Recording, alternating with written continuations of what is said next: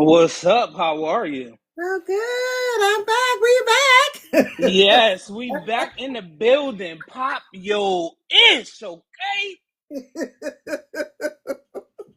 Don't have me in here cracking up the whole thing. Listen, let me tell you something, Nicole. I've been beasting to sit down with you, so we about to act a fool. You hear me? Really? Yes, I've been I don't even beasting, be and nowhere. and when I got that call, or I got that. Oh, we about to schedule you and you the season opener. Yo, I'm locked in. We locked in. You know, okay, so first of all, welcome to Pop Your Shit, season Yes. 2. Um, Next to me is this talented author, Lamartz Brown. Sir, I read, um, let me get the title right, so I'm saying it right. Blank Canvas of You. Ooh, yes. One of my favorites. So I don't never read the synopsis. Hmm. I don't really, I just dive in. If I know the author, if I have a good feeling, I'm not a cover whore, but I can be, Hmm. you know. Um, but you drew me. I think since your interview with Storm, I said, let me get into something. Let me read. So I purposefully waited to right before because I wanted to make sure that it was fresh. Yeah, yeah. Sir, um, Mona Lisa, her daddy, her Mm. damn mama, Yeah. and then you had her love interest, which was I'm sorry, I can't. The name is escaping me. I feel Um, you. Mega. Mega. Mega. So Mega and his issues for it for all of that to be happening, they're drawn to each other, but it's not. But their issues, they were drawn to each other, and then everything that there was going on in the world collided. Yeah. Yeah. Okay, I got a few questions. Okay, I'm ready. I'm I ready. got a few questions. So let's talk about the story first, and then we'll get into author questions and personal questions. Not too Absolutely. personally personal. Look, I'm an open book. Even if it's personal, let me tell you something. I'm an open book because at the end of the day, when readers meet me, I want them to know me for real. Okay. Yeah, so go. And that's what I want. That's the point of Popular Shit. I want the readers to know I want the readers to understand the authors and why they do the things that they do. But I also want them to get into your catalog. Yeah, please. I want them to get into your catalog. So, first question: will there be a book for the brother? Yes. So let me tell you. So Damaged by Necessity is the spin-off to Blank Canvas of You. So Damaged by Necessity, the cover was revealed with my Black Romance Book Fest flyer. So Damaged by Necessity is about a Shy Blaze and also Gina Thompson. So yes, they're getting their own book. And let me tell you, if you thought Blank Canvas of You was something, a Shy is a different beast. So when I look at a Shy is my character that is unhinged. So a lot of my readers like, you have any unhinged characters? I'm like, no, I have, bad boys that love the ground that their Black women walk on, but not so much a unhinged character. And a Shy is definitely unhinged.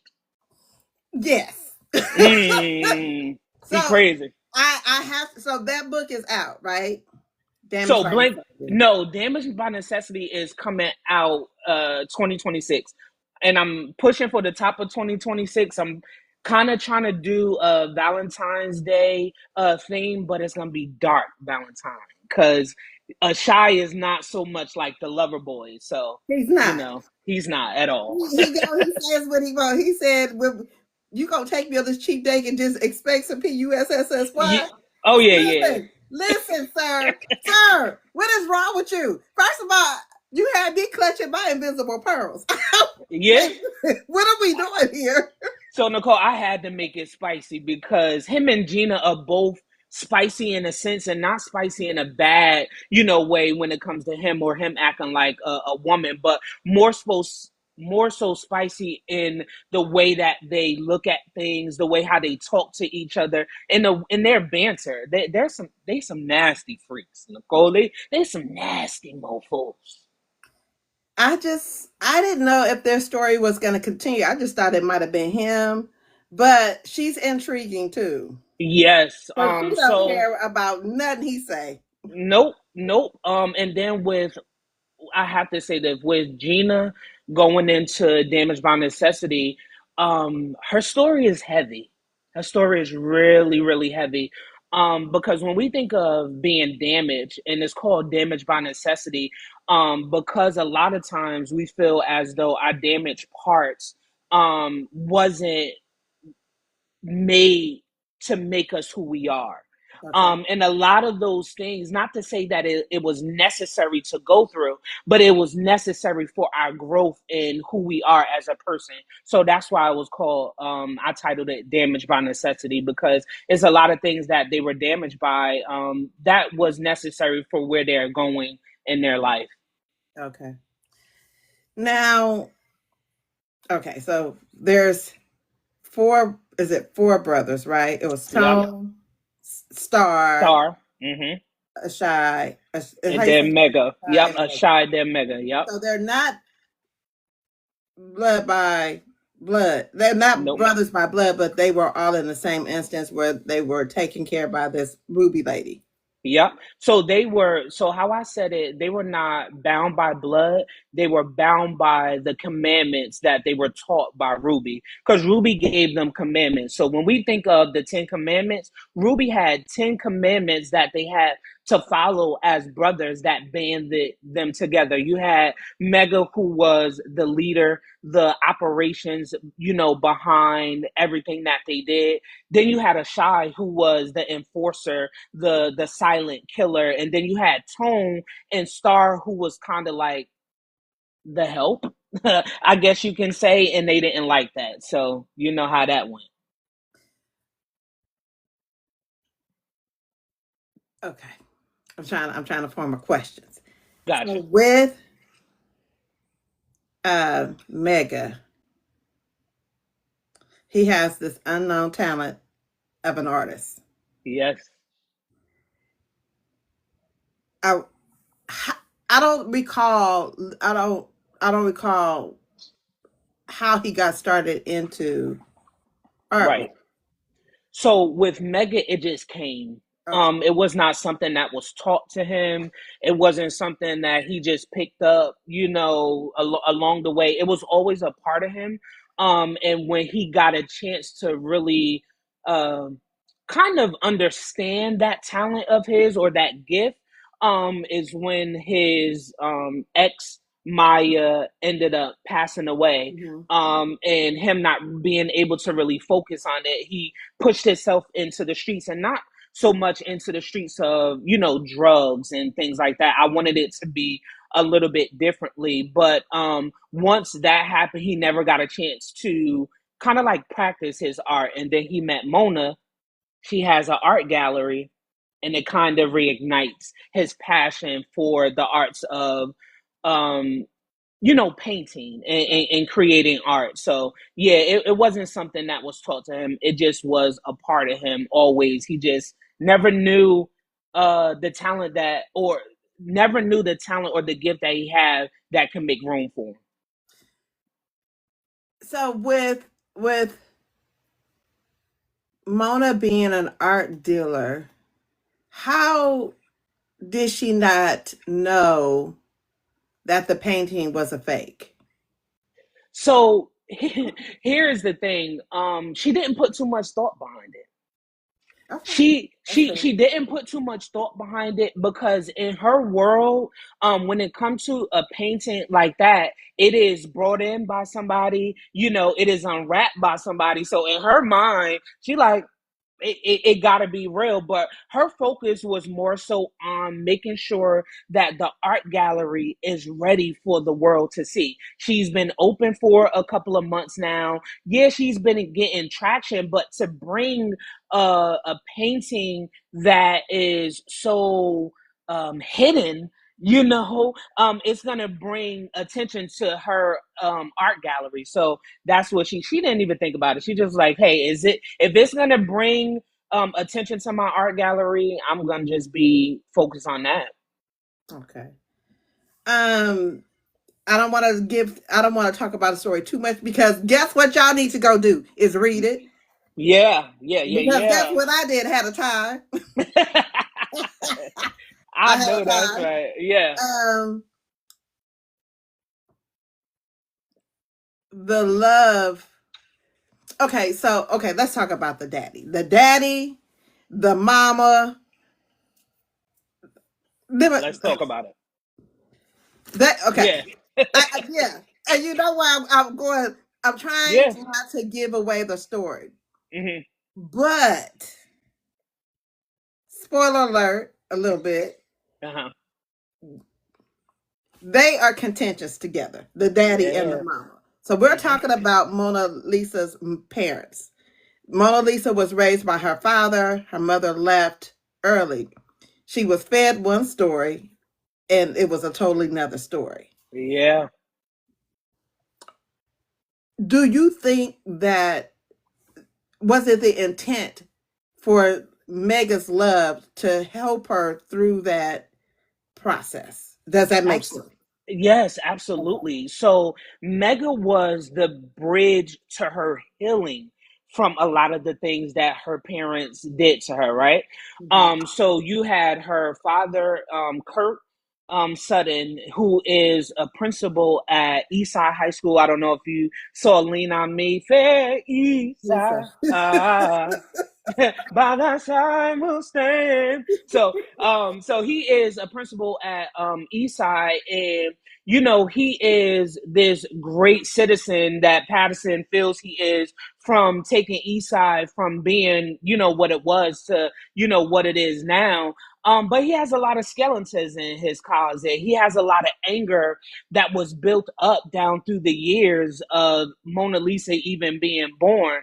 But then you, on the flip side, got a parent who wanted to follow her dreams. Is it wrong? Most would say it is, but she did everything in her power to follow her dreams. But let me say this, Nicole. I've noticed with writing blank canvas of you, and then also writing a spinoff. This is a series of some f up parents. You hear me? Some f parents. So me being in therapy, Nicole, I had to really go back and really like see where it came from. So I was brought up in a single parent home, with my mom, right? My mom was emotionally unavailable. She was not really the parent that I needed growing up. Now, she did her best, kept a roof over my head, clothes, on my back, but she wasn't emotionally available to me. And without me knowing it, I wrote the parents the same way. I was going to But ask that later. Is writing cathartic for you? yeah, I had to, and I didn't notice it until writing Damage by Necessity, which is the spinoff that, yeah, a lot of the qualities of the parents is my mom. My dad was not present in my life, but I flipped it. It's the mom that wasn't present and the dad was, but it still gave the same type of feel, if that makes sense. It does. It makes perfect sense. Yeah. I felt like I felt like the parents uh they had a lot of growing to do versus their daughter who is supposed to be led by these parents. It Yep. was the parents that had growing to do, not her so much because she been growing all along the way. Yep. She's just dealing with their fallout. Hmm. So she had to grow in order to. understand her feelings and so on. And even though she was a daddy's girl, it felt like their love was conditional. It was. It was. If she wasn't doing what he wanted her to do, then so be it. Okay, so let's talk about this baby. Let's Ah! I talk knew about it this was little young coming. girl that's 24 and he's 967 years old. Let's talk Yeah. about that, Lamartz. So you Why you did know you the make? crazy. Oh, hold on. Before you even answer that question, why would you have that girl with that man as well? Why would you make her life that hard? I understand she was overweight because she was a BBW Mm-hmm. and she had to learn to love herself. Yep. Why would you have all them damn obstacles? You had the crazy ass daddy who wanted her to lead the life that he wanted her to lead, and if she didn't, then it was transactional. He would blow up and be mad and carry on. Yep. Then you had the ex boyfriend that y'all have to read for yourself Yep. because I was flabber to my damn gasket. Why? Why? Why would you? Why would you have all those obstacles for this girl to overcome? For her to meet Mega and still have to overcome an obstacle, but she also put her foot down. Oh yeah, most definitely. So So talk about it. when I think about all of the things that Mona Lisa had to go through, is I bring it back to our everyday life, where we have so many things. What's up in the chat? Definitely, I appreciate y'all for joining. But I wanted to show different layers. Like for me, I feel like every time something goes bad in my life, it's layered. It's not only family stuff, it's work stuff. It's not only work stuff, it's friendship stuff. It's not only friendship stuff, it's bills, it's this. So I had to layer it in a way that felt realistic to say, okay, yes, I am following my dreams, being who God called me to be. But even in me doing that, I have these different things that basically can throw me off, my game. So when it came to her, her parents is she had to show them no matter what y'all did to me in life, I'm still following my dreams. I still possibly can have the man of my dreams. So I'm going to keep, pushing. But then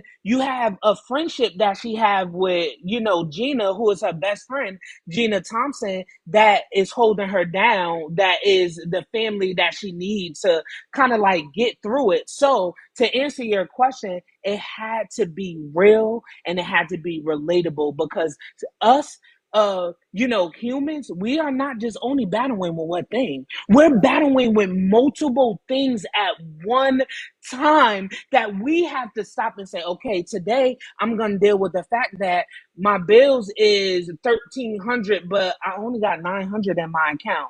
Or, I'm battling the fact that I don't even feel great about myself of who I am, but now, I meet somebody that can possibly heal me through all of those things and love me for Right? me. So I had to be real with it because we all battle multiple things at one time. I don't know nobody. Listen, me and Shannon had this conversation yesterday.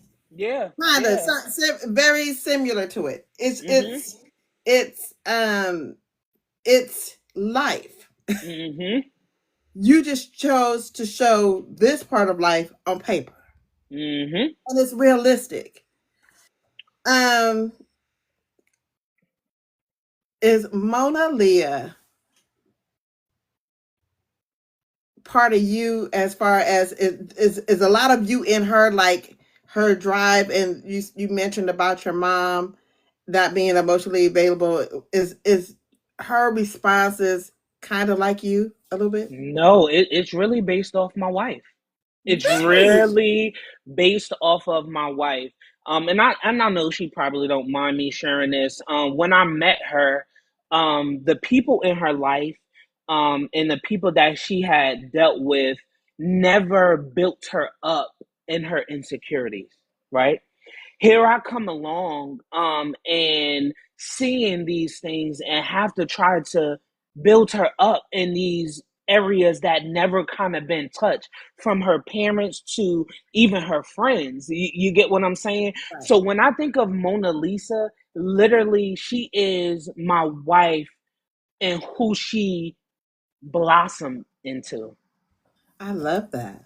Yeah, so I tell people all the time, when I think of Blank Canvas of You was birthed at a time in my life where I was in a honeymoon stage. Me and my wife, we just had got married. We were on our honeymoon. So we're talking about the book. I'm telling her, I'm like, this is what I wanted to be about. Mind you, we're on the beach, the sun setting, at a dinner, just me and her. So we talking about the book, and I'm like, this is what I wanted to be about. So I told her about it. I was like, I need a name and a title for the book. So we going through different titles. Like, we was gonna use like black canvas, and then just blank canvas. And then when she was like, blank canvas of you, Nicole, when I say I jumped out of my seat, ran down I'm very extra like this, ran down the beach, ran back, sat down at the table. I was like, that's it.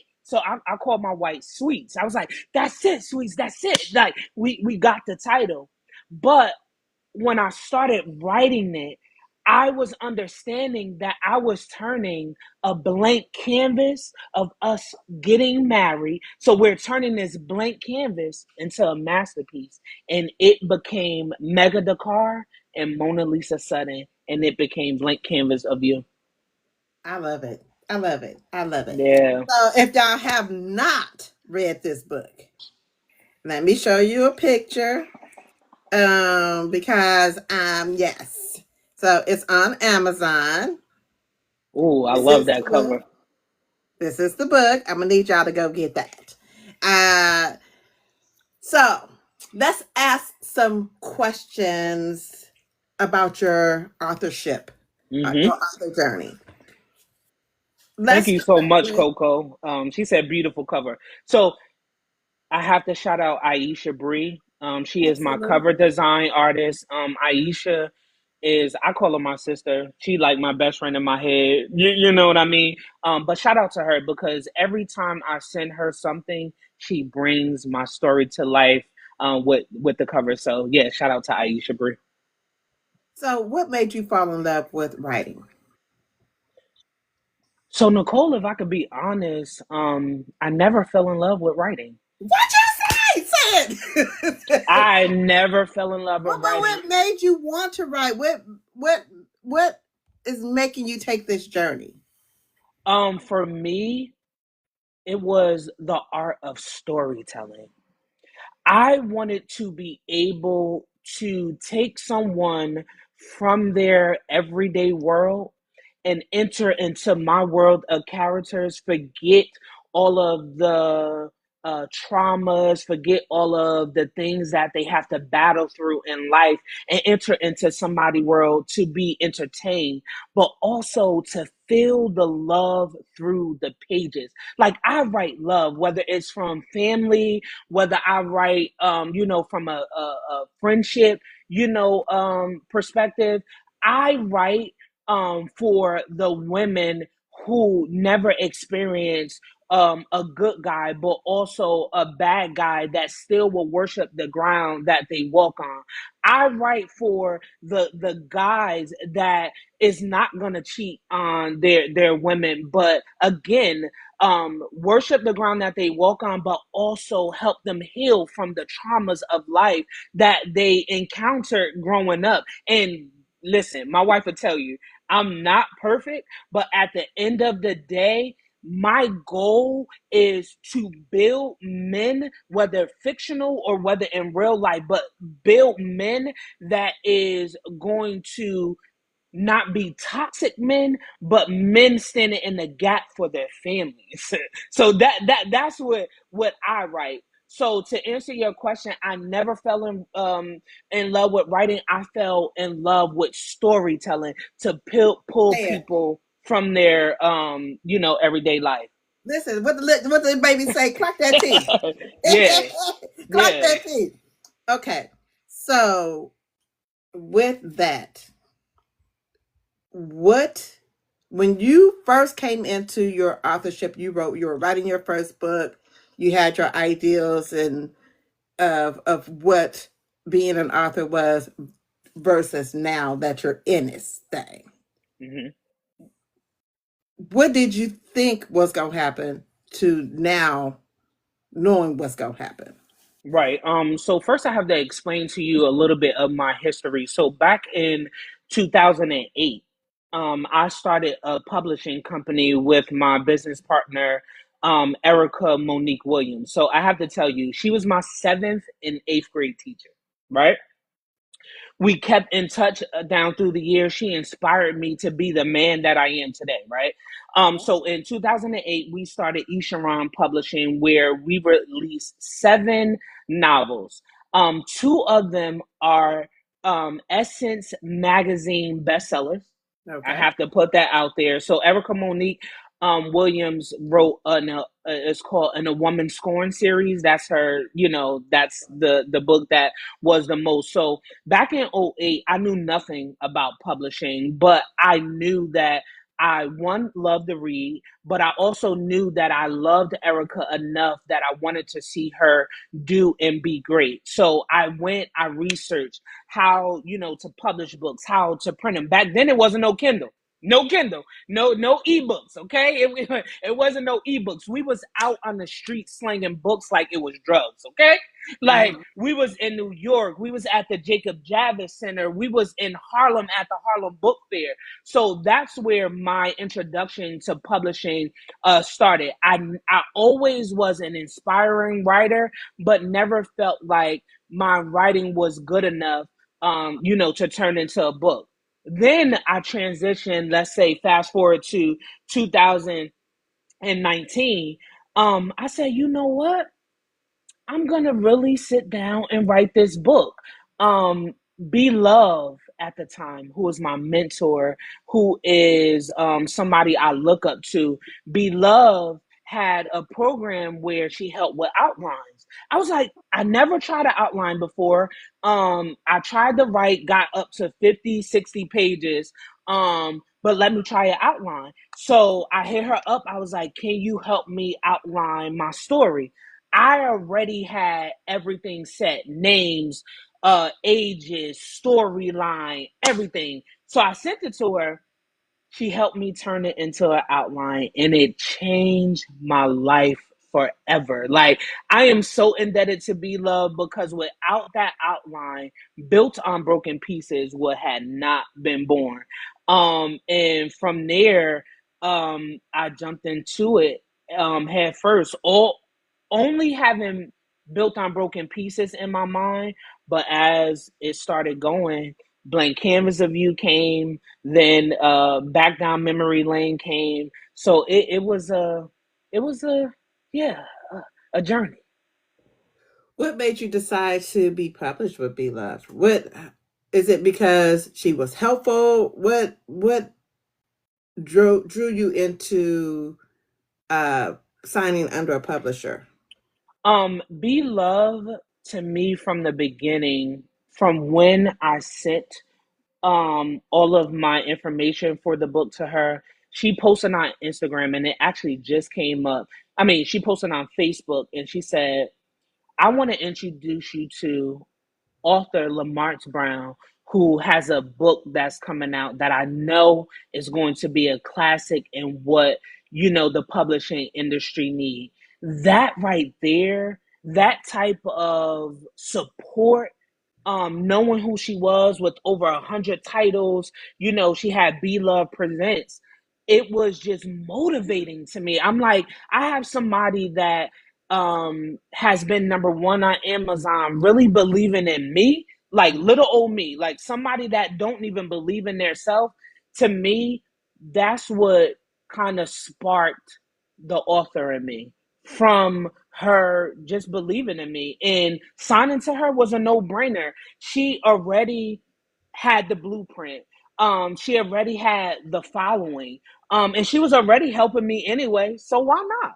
You know, and Listen, it was my introduction into, because Built on Broken Pieces, although it had some um romance element, it was more street, it was more hood, it was more urban. But when you look at Blank Canvas of You, it's a romance novel. Why not sign under B Love Presents? It just made sense.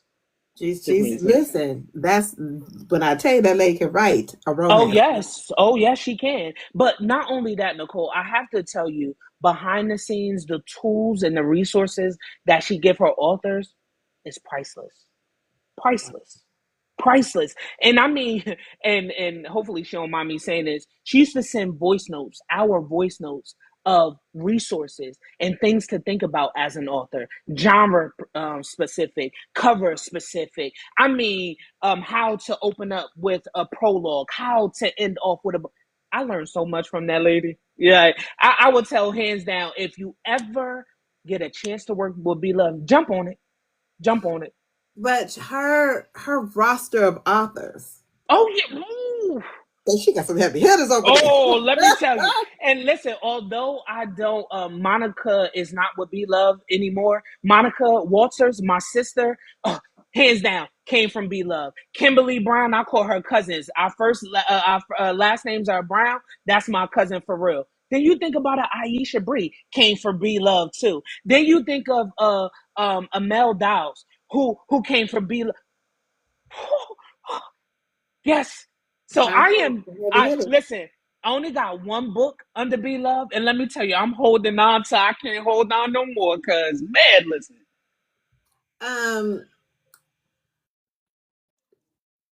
what should an author look for, or ask, or inquire about when looking for the perfect uh,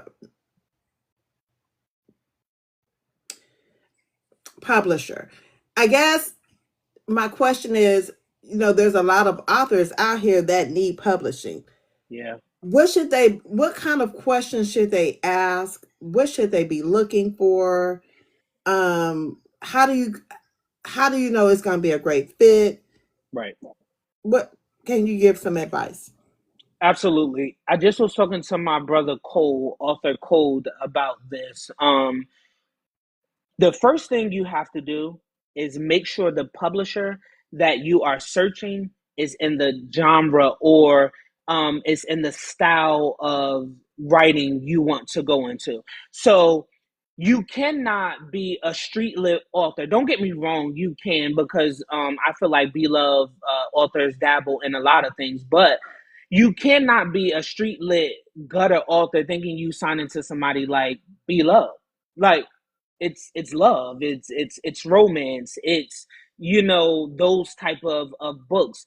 You cannot, I'm thinking of another publisher signed to, a K Renee, and think you're only going to write romance. Like, her authors are well versed in the genres, that they produce. So first of all, understanding the publisher and what type of books are on their rosters and what type of authors are on their roster. That's number one. And even when you look at a B Love, her whole roster is woman dominated. She don't have any male authors signed to her. I was one of the few who got the chance to, work with her as a male author, but she don't have male authors. So why would you submit to a B Love when she doesn't have, a lineup of, male authors? So that's number one. Secondly, you have to see what they do for their authors. And what I mean by that is, go to their roster, look up the authors that are on their rosters, look at the reviews that those authors have, go to their page to see how they market and put their authors out there. That is important because you don't not want to be signed to somebody that is only getting money off of your story. You want to be signed to somebody that is going to get you the tools and resources that I tell you that Be Love gets, and really sit down with you and hone in on your gift of being a writer. Point blank, period. All right. And then the third thing you got to, do you want to be with a publisher that give you an advance? Because some publishers do give you an advance when you sign onto their publishing company. So you got to look at the money aspect, of it as well. How much are you getting per book opposed to how much they're getting? Because you're writing, the only thing they really doing is getting you editing, getting you, your cover, but marketing you as well. What more are they giving? So you have to look at these things when looking at a publisher, again, because you don't want to be signed to somebody that just only want to give the money. That's it. That's Yes. it. Inquiring minds always should know. No, for real. for That you, that for you that is authors, it. he just gave So book. yeah, because being signed with the author is great, like real great. Because you have somebody that is a team. Like when I was signed with Be Love, let me tell you, the women on that roster held me down. Like I was their little brother, coming in. And they really held me down. Like really held me down. So being with a publisher is a good thing, but you want to be sure that you are with a publisher that just not want you for your story and to get money. Um, you mentioned that you are married. Well, I know this because I met your wife. Mm-hmm. Yes. How important is her support on this journey of being an author? Nicole, she keeps me going. Let me tell you, and I hate to admit this, but this is just who I am. I'm a mood writer. So I have to be in a mood. My mind has to be clear. Life has to be okay for me to write, right?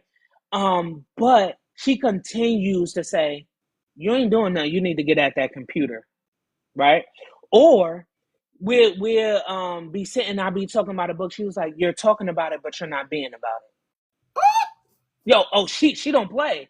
She don't play. And then she'll go back and start conversation like, yeah, I think Gina would do this. I think Ashai would do this. Bringing me back to the story. Like, my wife is my go-getter. She's my number one fan. She's my muse. Clock that Mm. T, Miss. Come on, clock that She- T, Miss Brown. Mrs. Yo, Brown, you better clock that T, honey. Get him good. no, she is Nicole, and it's crazy because I think so. I look at a lot of couples online. I'm be like, okay, you talking, and I wonder what it is behind closed doors. But I wouldn't be the author I am without my wife, who is my first reader, who is my first editor, and who is the first one to tell me, nah, that sound dumb. She'd tell me straight up like, what the fuck was that scene? Like I don't that don't make She sense to tell you the me. truth. Oh, hands down. And she's no holds barred. Like she don't care like at all. So yeah. Yo, what up, Cole? Yo, Cole making waves out here. Check my bro out, man. Check my bro out. Really check him out. Yeah. Um, let's see. What advice would you give your younger author self? Who? I say this all the time, but it's what I stand on. Write the hell what you want.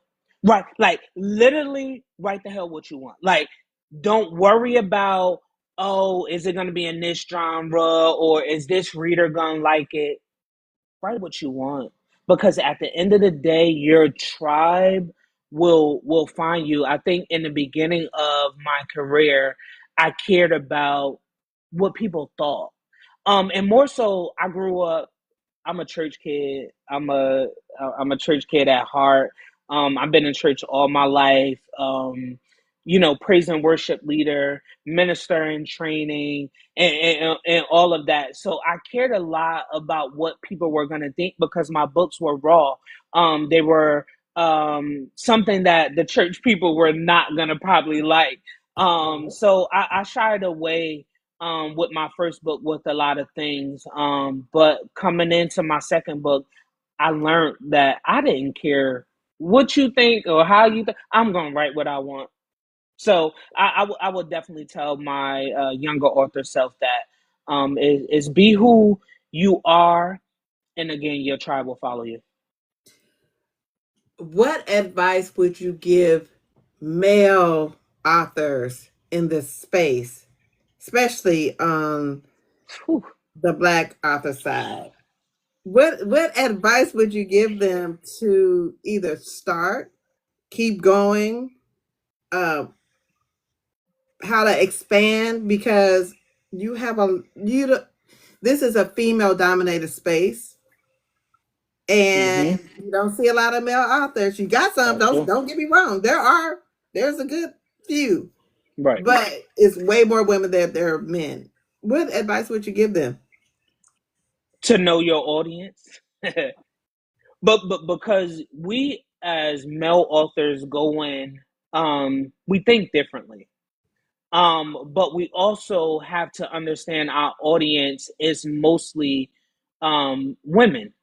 So we have to understand that. But also in that, I believe which was make me successful is to find you um your core village, your core supporters, Mm-hmm. and love on them, and they will help you navigate this woman dominated industry. So I look at people like you, Nicole, like a Shannon, or even a Storm, or even a melanated book lover. She really don't, do too many things now. But I look at you guys, and you really hold us down as male authors. So in return, I'm gonna love on you guys. So every time I see you, we hugging, we taking pictures, we loving on each other, having conversation. And even when I jump in, into your lives, it's always showing that I am very thankful for you ladies, because without you, um, you guys, that I wouldn't be the author I am today. So I tell the male authors, come in this industry, and find your tribe, because they're gonna make this journey worth it, and you guys make it worth it for us, and I'm thankful. So most definitely. I love that. Thank you so much. No, and I'm not just saying that because I'm So on much. your show. Like, it's real. And I told Storm when I saw her, I was like, a lot of readers wouldn't have never known me if it wasn't for your review early on. When TikTok wasn't popping, when you were just putting up videos, it was your review that got more readers to notice me, and I'm thankful. I'm thankful. Thank you for that. And I'm Yeah. sure she appreciates it. Um, how did you know that you had a gift of the pen? Writing for people. I remember my coworker. I used to write like little short stories and let her read it. And then one day she was like, I want to send this to, one of my people like that she was messing with. And she was like, I needed to be sexual and sensual. And I was like, I got you. So I sat at my desk at work. I wrote up this passage. I mean, it was this dope ass story about going to a hotel, and the whole in the hotel is decorated, and you come in with heels on, and like, and right then I knew, I was like, I got something there. She's my friend though, my ace boon coon, so I don't know if she just saying it just to say it. But then when I met my wife, and I show her what I was working on now. She was like, yo, this really could be something. I was like, I'm gonna try it. And I just did. So it was people believing in me is what sparked the author and who I am today. Okay, okay. I love it. I love it. Um, how do you balance your author business with your day-to-day life? Um, I just take it as it come. I write, I go to work, I write, I plan, go to like so. I just as it comes. So 2006, 26 is gonna be a really defining year for me. I have multiple books dropping, which I've only released one book a year. Um, it is I'm at big events in 2026. So 2026 is really a defining year for me. So I think moving into that is really gonna be it's gonna tell me where I am in my authorship, if that makes sense. Okay. Um,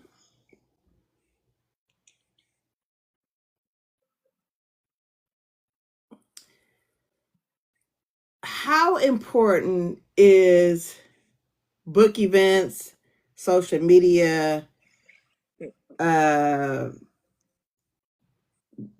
to your journey of becoming an author? How and this is not for me, this is for authors Right. or people who want to write. How important is setting the stage now, knowing that you got some big stuff coming up, sir? Yes, yes, I do.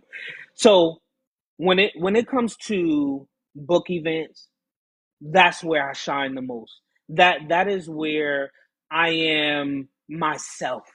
I get to interact with readers. I get to laugh. I get to be me, dance. I'm a dancer. Like if you see me, I'm always at my table like, "Oh, let's go." Like I'm a With dancer. the I have a spinning book. With the yes, spinning yes. book. Yep. And I have a speaker that I bring because I'm a music person. Like music just makes me happy as my happy place, right? So that's when it comes to book events. I want to meet readers. I want to hug readers. I want to um let readers know my personality in person, right? Now, when it comes to social media, I'm a little bit different. I'm a little bit reserved. And this is where a lot of you get on me about my social media presence. I'm not somebody that posts a lot, not somebody that be on TikTok a lot. Like that's just not me. I'm not, it's not real to me. But You you get don't what I'm have to saying? be. I don't. I You know, don't. this is But the thing. I think people don't understand that there's balance with social media.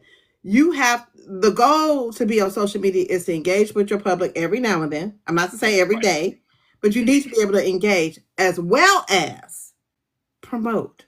Yeah, yeah. You got to promote because the days of selling out your trunk, they're still there. But if you're trying to gain the United States or Yep. the world or Africa or Asia, wherever you try to gain, it's on social media right now Right. because it's expensive to just pack up and go sell out your truck and you are at one location. You got to promote. Yeah. You got to So promote. Nicole and I told you this when we saw each other. It's I'm gonna need help with that. When it comes to promoting myself and doing good with promotion, I struggle. I struggle because first of all, although I'm not a one man band because my wife definitely does help me out with a lot of stuff. I'm doing this by myself. I don't have a big machine behind me. Again, in person, oh, I can sell the hell out some books. You come to my table, we chatting it up, like you're gonna walk away with a book, but it's just my online presence that I struggle with. So I definitely need help on that. And This is again, I this is have people like something you. to consider though. Consider Uh-huh. just taking a few hours out of the week, a few hours, one day, and just do your content all in one batch, and you just spread it out throughout the week or the next couple of weeks. Hmm. That way, there's visibility. True. And you're not bogged down with social media every day. You just have to remember to post the video that's in your draft to your timeline. I'm gonna try that. I'm gonna try that. I have to. I have to get better at it. You do, because you are such a good writer. Thank you. You're a good author, but we got to see your face. If Yeah. we don't see your face, we need to at least see the cover of the book. Yep. Yep. I got You you. understand what I'm saying? You Yes. know, even if you took one day a month and did a Q&A on said book, you know Okay. what I'm saying? Because your audience, again, like you said, is going to find you. Your tribe is going to find you. They always got questions.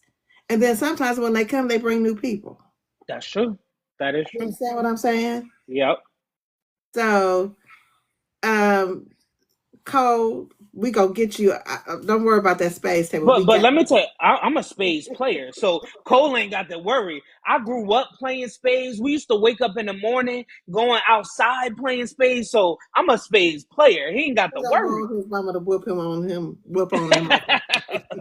I told my wife, although I don't think she's gonna be at the Black Romance Book Fest this year, but I told my wife, I was like, we gotta get our because she really didn't play spades like that, but we gotta get on the same page with spades Wait, because man, I you need gotta me a find it good. right here. Oh, here we go. Let's go. Let's Just go. don't cut. Just don't cut. No, I don't play that. We don't play that, Nicole. Like spades is serious in my family. We It's don't serious play over about here, spades. and I'm shit talking. Yeah, of course. Of course. When we set that ass, yes, get up out that table. Get up. Listen, go about your business, sir. Exactly. I mean, so nice. Exactly. Talk about your business, sir. For Okay, real. back to this. Um, you have 3 books Yes. out. Uh, how do you ever feel pressure that you have to release so many books per year? Because you know you have some authors that release every month. You have some authors that release every 2 months or 3 months or however often they can get it out quick. Do you ever feel pressure that you have to release like that? To be honest, I do. So the reason why my journey with Be Love didn't really last long is because that is required for her authors to release consistently.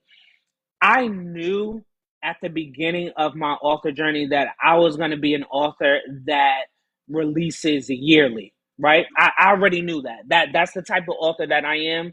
I'm going to release yearly. So in being one of those authors that release yearly, it is pressure because you don't get talked about in the conversations with the authors that release consistently because they release consistently. So when you see a post of, let me get your favorite male author Rex, and things like that, it is male authors like, King Benjamin who release consistently, or my bro Cole who is dropping out a book a month. You get what I'm saying? Or even at this point Cartier, although this is the longest that he's probably been without a book in a minute, it is pressure because I'm one of those male authors that I don't release consistently, and I'm not apologizing for it because when I look at my work, it takes time. I think about it like this, because I'm in music or I love music so much, the artist, like, a let's say for instance, since Cardi just dropped 7 years, it took her to release another album, but you can tell that she took her time with it. You can tell that she put her heart, soul, pinky toe, and then I can't be vulgar up here because I was about to say some vulgar ish, but she took that and put it all in one and created a masterpiece that is going to be considered a classic. Right. And not to say that these authors that are dropping monthly don't release classics, but I want to release something so amazing that will have you talking about it. I'm talking about years from now. And the reason I say that because my favorite authors, Takira Allen, Tracy Brown, are two authors that do not release books, so many books out a year, but when you walk away from their books, you're going to be talking about it from years to come. So that's how I look at it. So it is pressure, but I don't let the pressure bother me at this point in my career because I know who I am as an author. Straight up. And we on the show Pop Your Ish. I'm popping my ish because at the end of the day, I know who I am as an author right now. So guess what? You I'm gotta gonna talk that I'm talk. gonna release when I release. And when I release it, it's gonna be something that you're gonna be talking about for years. So You point gotta blank. talk that talk. Talk it. Talk it. Straight up. Okay. Let's see how. Let's ask a couple of questions. Um, I got notes everywhere, and I took some notes. Um, let's ask some personal questions. Okay. What's your favorite genre to write in? It would have to be romance. What's your favorite genre to read in? It would have to be urban street.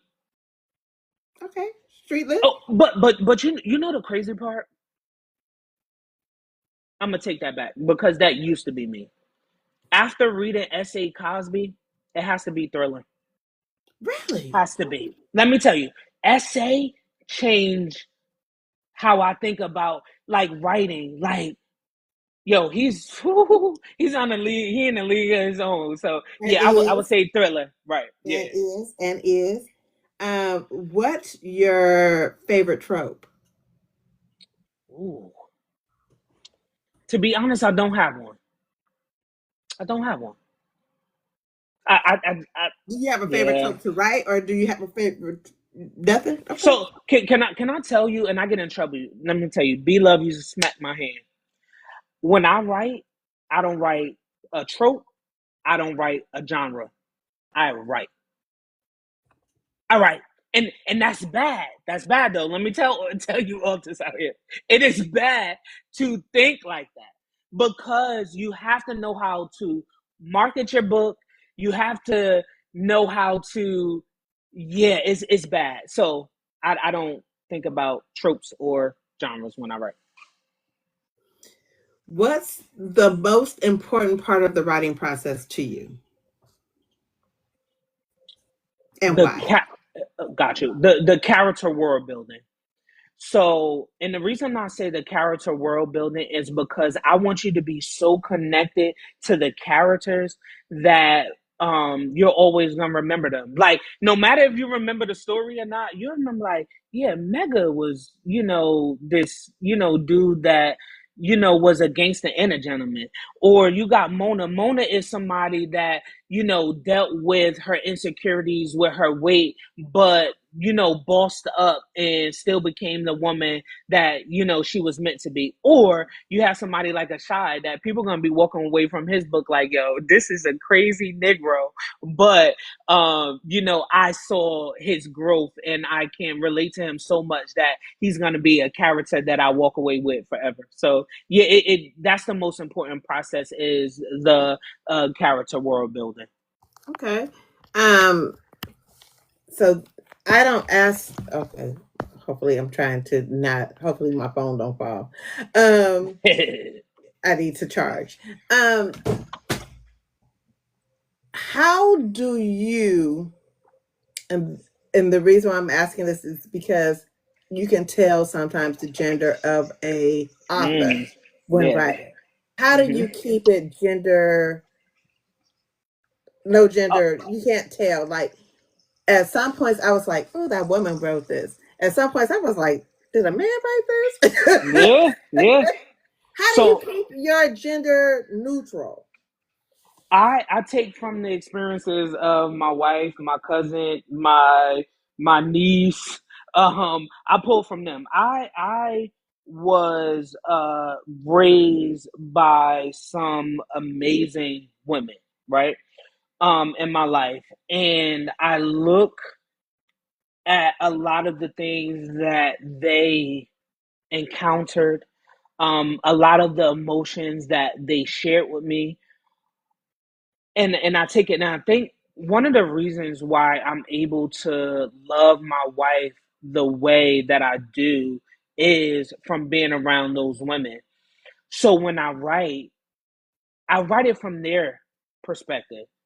Some of the things that I don't agree with as a man, but I understand how women think. You get what I'm saying? Mm-hmm. So therefore, I again don't write from my perspective. I write from theirs. And I remember B Love challenging me at the beginning of my writing career. Because she said, bro, I'm gonna tell you this. She said, a lot of readers are not going to connect with you because they feel as though male authors don't know how to write a female's voice. I said, okay. I said, thank you for the challenge. I said, I'm going to show you that I can, because of the beautiful, amazing Black women that I have been around all of my life. So I'm taking their trauma, I'm taking everything that they went through, and I'm gonna put it into my characters. And that's exactly what I did. And I have met so many readers that didn't know what I look like and was like, I had to really think about, is it this is a woman writing this or this is a male? And I was like, that's how I want you to think. Yeah. That's how I want you to. Yeah. Yeah. I Yeah. I and the reason why I asked that is, when you know that it's a male author, they kind of have this way of writing, and they don't really sometimes they don't capture properly the woman's perspective. Hmm. And you hit it, the nail on the head. Thank you. Thank you. You hit the nail on the head. So it felt gender neutral. Like it wasn't, he was no better than she was no better than him. Yep. So I appreciate that. Um,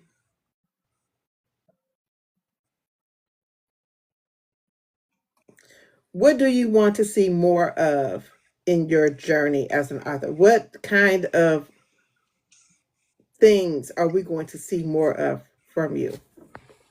For me is the collaboration with other male authors. Like I feel like that is what we are missing right now. And shout out to you, Nicole, because you definitely put the whip behind us. Like, you guys needed to get it together. I feel like that is what has been eluding me throughout this journey as an author. I feel like I have story for days. I have this whole list of books that I have lined out. For the years to come. But I really believe my next thing that I want to accomplish is collabing with other male authors. So, we have something in the works. Hopefully everything, go as planned. But I think that is one of the things that I definitely want to accomplish because we got some dope male authors out here, man. Dope male I authors. don't think that idea was mine, so I'm going to give the credit where it's due. That was Storm's Okay. idea. I'm the Okay. one who just put the email. I mean, put but it was really her idea. Yeah, it's But needed. that's where I got the idea from. So I cannot take credit for any of that. I just I got you. did the footwork for her that she Well, didn't know we're I was we're doing. we're thankful because you really put us in touch. So, yeah, like I always inspired to be in a brotherhood, and I think that with Cole authors like Arthur Cole, author Nate McGuire, Cartier, King Benjamin, I think I found my brotherhood of brothers in this industry. So I really do support and shout them out because it's lonely on this side because the women is, like you said, dominating. And I love it. I love that for y'all. I love that for us because I feel like we're Yeah. gonna get some dopes. Oh, absolutely, absolutely. It's gonna be Some awesome. crazy ish, yo.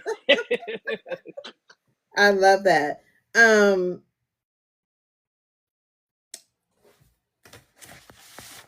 There's a question I had, and I just really like lost it. Um. Oh yes, if you could invite no, if you can induct three authors into the Author Hall of Fame, who would they Ooh, be and why? let's go. I like questions like this. So it definitely has to be Takira Allen, Okay. Tracy Brown, Okay. and then the last one I have. This is tough because I have to go between Kawan and Eric Jerome Dickey. So it's a That's toss up hard. between. Yeah, it's definitely a toss up between them because for me, Eric Jerome Dickey allowed me to know I can write romance. Kawan allowed me to know that I can write street and gutter and put them together. So yeah, But I mean, we can we listen.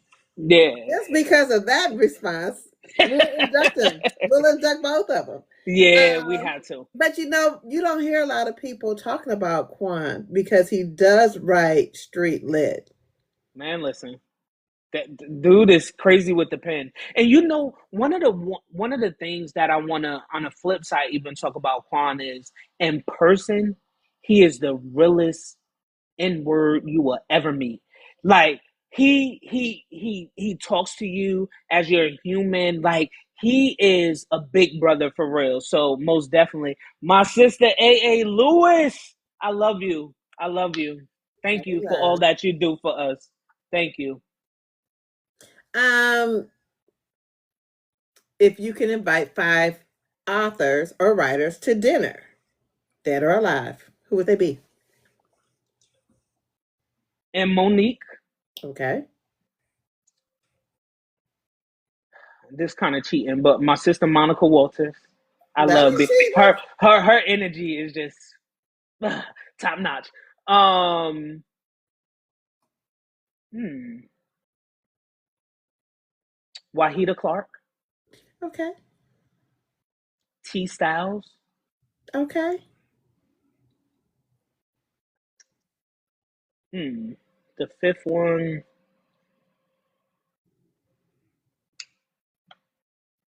Ooh, the fifth one. Because I got a lot of people going on in my head right now. I would have to say my brother Cartier.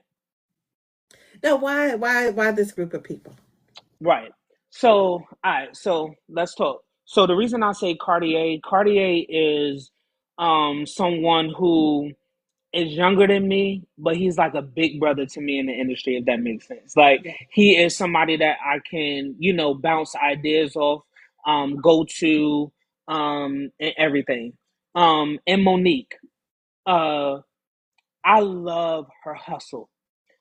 I love the unapologetic person she is. And I love her her energy. Her energy is just contagious. And then who else I said? Um You said Monica oh Walters. T Monica Waters. Monica Waters is my sister hands down. I just love her energy. I just love the person she is. Like I really just love to give her flowers. So definitely. Wahida Clark, somebody that I have followed from the time I started reading up until now, her journey from incarceration to the best-selling author she is now. So definitely Wahida, and I just love her. T Styles, I used to be in the Elite Writers Academy with T Styles. I learned so much from her, going from books and now she's into film, and how she do it so effortlessly and do it without apologizing, without the support. She just like, I'm gonna do it no matter what, and I appreciate that about her. So that's why I do those five. And when we come together, that's like an Avengers group. like like we could take over the world with them. So yeah, definitely them five. I love it. I love it. Um, what hates to see you coming? Anything at all? Hmm.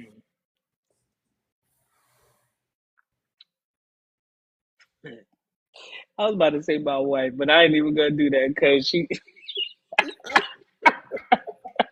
be there. Probably. Let's be I be honest. yo, I be ready and non cue like yo. Yeah, so yeah. So aside from that, I would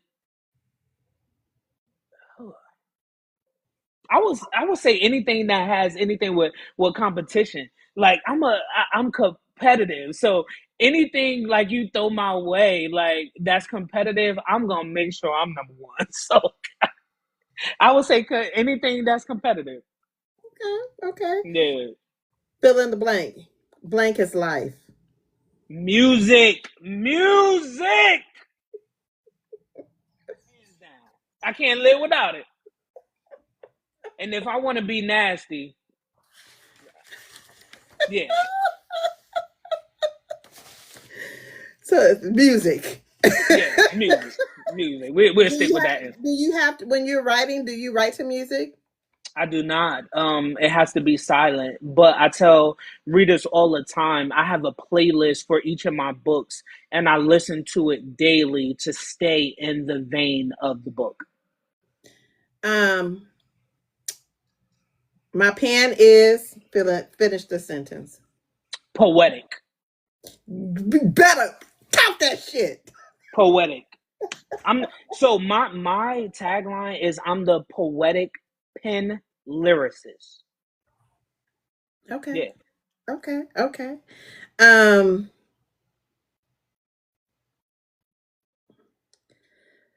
what's your idea? And we're gonna wrap it up real quick, but I do want to know this from you. Hmm.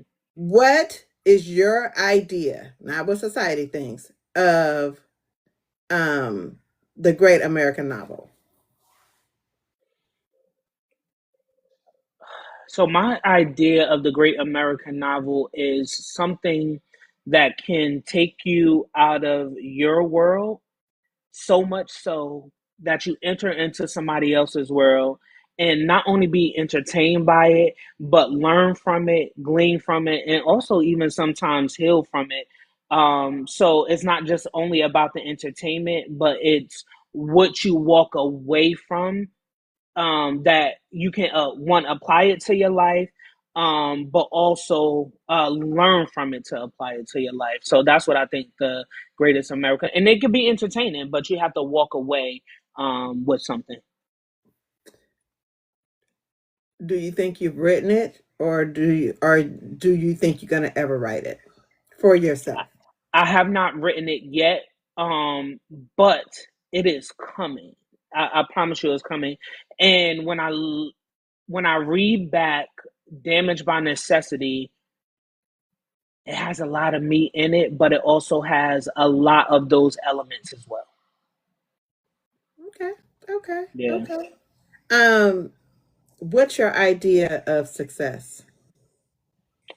For me, my idea of success as an author, and I hate for this to be the bar, but it is to walk into a bookstore and see my shelf on a, I mean, and see my book on a shelf, but not just on the shelf, but in on one of the displays that you will see it out front. Not that you got to go look for it, not that it's just there, but something that when you walk in the bookstore, you see Lamartz Brown. Okay.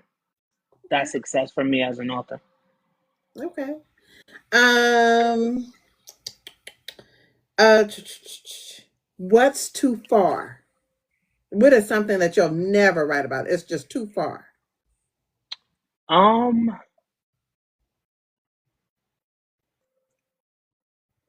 I don't think nothing is off limits though, because if it is what the character experience went through is going through, that is based off the character and who they are. So nothing is off limits for me. Um, yeah, nothing is off limits Okay. because it's real life. And nothing is off limits in real life. Out of your catalog, or out of book spirit, whether it be your catalog or anybody else's, do you have, outside of your wife, do you have a book girlfriend? Um, And who is it? oh, that's good. So I read a lot of to Kara Allen. So I would have to. A lot of people hated Tali from Parachutes, but that oof, she spoke my language. Um, and I also have to say Marley from Losing Control by Lady Nisha. yes, Nisha, yes, I know yes. you effing lying. I Lamartz. love me some Molly. Why people don't like Molly? Marley, I meant Marley. You don't think so? I love No. me some Marley. I loved me some Marley. Her old ding badass. I I mean, don't get loved me me wrong. some I Marley. love the story. Yeah. I love the story. But the decision she was making. But you know the crazy part is though, I loved how she moved though. Like not so much the decisions for me. I just love who she was as far as like being her. Like you're not gonna take me out of my van. You're not gonna take me out of what who I think I am as a person. So I think that's what I was drawn to the most. Okay. I'm gonna take that. Okay. Uh what's your top 5 reads ever? Ooh, okay. White Lines by Tracy Brown. Okay. An Affair in Mont Hill by Takira Allen. Okay. Black and Ugly by T Styles. Um, oh my God. Uh, Kawan book, and it's missing me. Is it animal? Sweet Dreams. Sweet dreams? Sweet Dreams. Sweet Dreams. And a lot of people sleep on that book by Kawan. Sweet Dreams by Kawan. And the fifth one would be,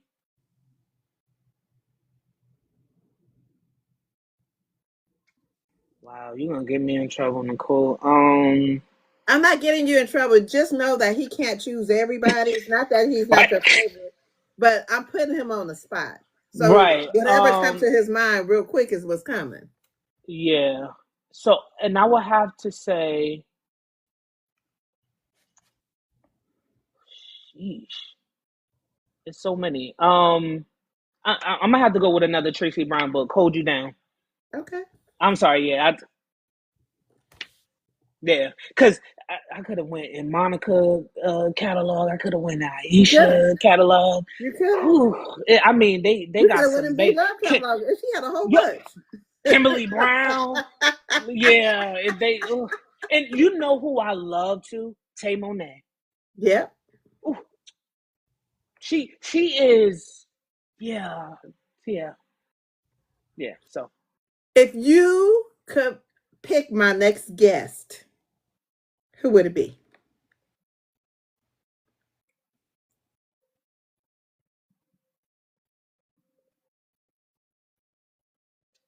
you know what's crazy? If I was to pick your next guest, it would be Takira Allen. You gotta interview her. I'm gonna reach out. You have to interview her, and I'll put a bug in her ear too, because I feel like Takira is an OG that is still making noise in the new kind of like landscape. Because if you think about the OGs, like even Kawan too, but the Kawan, the T Styles, the Wahida Clarks, the Eric S. Graves, the J.M. Benjamins, the um, uh, Terry Woods, and the Fly Girl. What's his name? Omar Tyree. Yeah, like if you think about them, she was out in kind of like their era, and she still to this day. It's like really making waves. And if you love love, yeah, Okay. I'm yeah, gonna reach out. I'm gonna reach out. yeah, yeah. Let's see here. Let's do some askings of where you gonna be and Mhm. what's your socials. Yes. All right. So 2026, and I want to get the dates right. So 2026, I'm really gonna be out here. So in April, I'm going to be at the Chocolate City Lit Fest in Washington D.C. That is April 24th through the 25th. I'm looking forward to that. Oh, I'm telling you, we yeah, it's gonna be popping. And then May, I have the Black Romance Book Fest, the 29th to the 31st. I got some Mm-hmm. exclusives there that's gonna be there, so definitely look out for that one. I'm still waiting on another one that I'm not sure about, but that is in July. I don't want to talk too soon because I don't know if I'm on the lineup for that just yet. But those two, um, uh, right now, I have a lot on the personal side going on in 2026. Soon to come, I'll be, telling you guys about that. But yeah, so those are the two places I'll be. Come vibe out. Come, I have a music playlist. So come to my table, dance, take pictures, get a hug. My wife, unfortunately, is not going to be at either of them next year. But I am going to have a good team with me at both events. As far as my socials, Facebook, you can find me at Life Lyrics Entertainment. That is my imprint. That is who I am at my core. And on Instagram, you can find me at Life Lyrics Entertainment as well. On TikTok, author Lamartz Brown. That is, just me, not my imprint. And then on Twitter, if people still go on Twitter, I don't know if people use Twitter anymore. But it's Life Lyrics LLC on Twitter. But yes, follow me. I'm looking for more followers. I'm looking to interact more. Nicole, Storm, and Shannon is gonna get me right with my marketing and making sure I'm doing right. So this next book release is very important to who I am as an author. Make sure you tag us. Well, I don't know. I'm not gonna speak for Oh them. yeah, I Tag got you. me. Shannon said and will. Tag me when you do your cover reveal, and then start tagging me when you start this You gonna rollout. have all my dates. You gonna have all my dates. I got a whole marketing plan, so you don't got to worry about it. You ain't got to worry. Okay, okay. Yeah. Well, I just want to say thank you for coming on. So I'm gonna keep this real quick. My next event, I'm going to Boozy Book Tour Chicago. Okay, Hey, that's October 17th through the 19th. Is that right, Shannon? gang, gang. Listen, I got listen. my I'm gonna people. tell you now. For those under the sound of my voice, Shannon already know. Storm already know. Nicole will not be in the building. It will be Shaquilandra. Okay? Her alter ego will be there. I know that's Whatever right. go on at the Boozy Book Tour, stay at the Boozy Book Tour. Mind your business. Okay? If y'all haven't got y'all tickets for the Boozy Book Tour Chicago and you plan on going, you might want to hurry up and get them because I'm hoping they almost sold out. So Nicole, can I say this? Mm-hmm. I went to the Boozy Book Tour in Arlington, Virginia, and let me tell you, I had a ball. And I call them my sisters at this point. Shannon and Storm really put on a great event. I love how they show up for us authors. So if you ever get a chance to go as an attendee and a reader, but also as an author, they're gonna do you right. So Exactly. definitely go. Make sure y'all go. Yep. I will be at the Boozy Book Tour. So my next event that I will be going to is Boozy Book Tour in Las Vegas. What is that? February 30th what is that, 23rd, February 31st, February 29th through March 1st or something like that. I will be there. Mind your business again, because we in Vegas. Okay? Mind your Yep. business. Shaqualadra, Nicole will be in the building to do author interviews. Okay? She will be there to do author interviews. Other than that, Nicole is not there. It's I know Shaki. that's right. Just Hmm. call me Shaki. Make sure you follow boozybooktour.com for more details. Um, let's talk about Napa. The Napa information is coming. I'm sorry, I had a few challenges within my family, and it kind of knocked me off my square a little bit. But the Napa trip is still on September 4th through the 6th, 2026. More details to come. Please bear with me, but I've had a couple of unfortunate events in my family, and it just kind of had my time. But details are coming soon. All right. What else? What else? What else? Oh, Nicole, this Nicole will be hosting talking to me in third person. Nicole Dawson of Boozy Book, not Boozy Book, of the Books and Busy Foolishness and Mayhem will be at Shelly P's event in April. So make sure y'all look out for that. I'll be hosting the Cali Author Takeover, Denim and Converse and Denim Takeover. I'm sorry if I got it all asked backwards, but it's in April of 2026. More details to come. Authors. I got 17,000 video reviews to do. I've read the books. Videos are coming. Okay? So please bear with me. I've had a few health issues, had some challenges within my family. So please bear with me. It's coming. I love y'all. I haven't stopped reading though. I promise you that.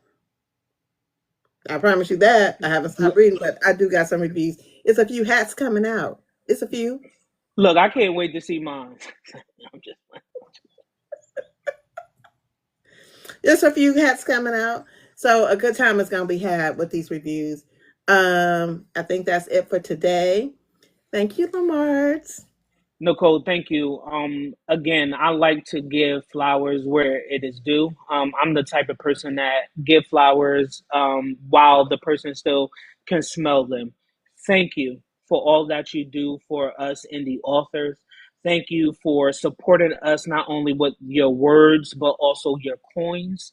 Because just because you are interviewing us, don't think you're getting anything for free. You're spending your hard-earned money on our Please books. tell them. So and people need to know that. You ain't getting no comp books. You ain't, and if you do, you're still Because I can't be supporting. upstairs and say, pack every damn thing up. Yeah, yes. So I really appreciate you and who you are for us. So thank you. And I You're can't wait welcome. to do this again. And again, I'll be sending you over some art stuff, some marketing stuff, and all of that. So Okay. thank you. Anything I can do to help, just let me know. I'll Will do do. whatever that's within my power. But I appreciate you. You're such a joy. You're such a force. You are such a light that people don't know that they need. So if y'all haven't read anything by Lamartz Brown, he has 3 books out right now. The fourth one is coming, hopefully, the top of the year around Yes, Valentine's it Day. is. Mm-hmm. And it's going to be called Damaged by Necessity, and which Yes. is the spinoff from the book I just read. But if you Yep. haven't read what I just read, I'm just saying, where you go. So, thank you so much for joining us. We will see you tomorrow. I have Natalie from the Urban Tea Room, but I believe it's going to be inspired event coordinators because they have an event coming up that we'll be talking about. So, see you guys tomorrow at 10 a.m. Pacific Standard Time, 12 p.m. Central Standard Time, 1 p.m. Eastern Standard Time. Thank you guys. Thank you, Happy book, guys. y'all. Bye. Thank you so much.